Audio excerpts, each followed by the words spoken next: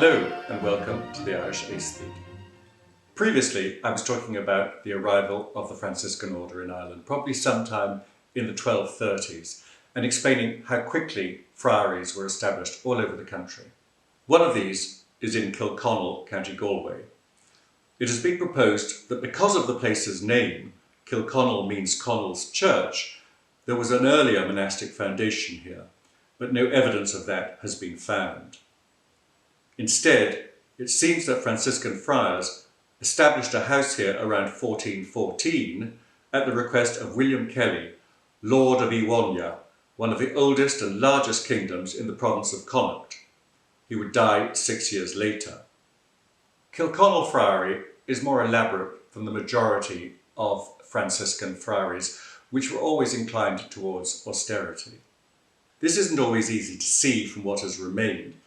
For example, of the original four-sided cloister, only the east and part of the south range of arcades survive, but these are notable for the variety of stonemasons' marks carved into them. On the other hand, the church is rather fine, its original form consisting, as was always the case with this order, of a single long nave continuing into a choir of similar proportions. In the 15th century, a large square tower was erected at the central point and running the full width of the church. It rises 3 stories higher than the former roofline and can easily be spotted across the flat surrounding countryside.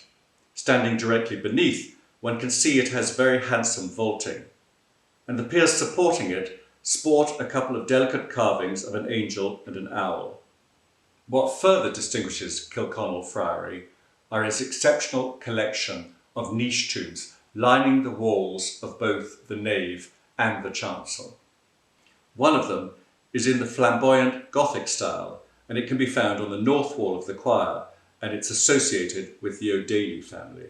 But the best of them all is at the west end of the nave, just inside the main entrance. Here the upper section is dominated by an ogee canopy with splendid stone tracery, the whole thing capped by a carved panel containing 2 figures widely believed to represent St. Patrick and St. Francis. The base of this monument is given over to a long slab featuring 6 further figures, each identified by name: St. John the Evangelist, St. Louis of Toulouse, the Virgin, St. John the Baptist, St. James Major and Saint Denis of Paris. There has been some speculation why 2 French saints should appear on this tomb.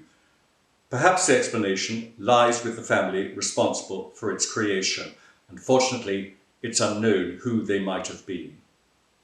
Kilconnell Friary's prominence remained long after many other religious houses were closed as part of the dissolution of the monasteries from the 1540s onwards. Although occupied by English troops in 1596, 21 years later, it was recorded that the buildings were intact and still in use, with a community of 6 friars. They were also there in 1709, and a few remained until 1766. Seemingly the last one, who'd been acting as a parish priest for the area, only left in 1801. Long before that date, of course, the buildings had become ruinous, as they remain to the present day. Thank you so much for watching the Irish Aesthete. In the next episode, I want to look at a further Franciscan house, this one towards the south with a rather special tomb. I look forward to seeing you then. Goodbye.